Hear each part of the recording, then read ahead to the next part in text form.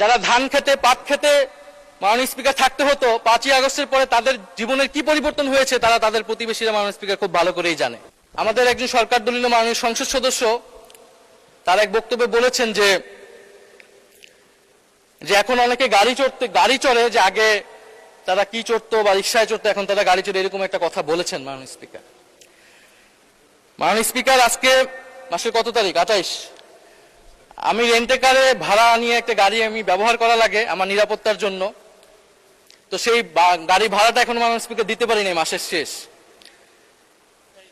তো আমাদের সরকার দলীয় অনেক নেতা তারা জেলে থাকা অবস্থায় তাদের সম্পদ মাননীয় স্পিকার কয়েক গুণ বৃদ্ধি পেয়েছে আওয়ামী লীগ আমলে। মাশাআল্লাহ, এই আমলে সেটা কয়েক গুণ বৃদ্ধি পাবে মাননীয় স্পিকার, এটা আমরা জানি না।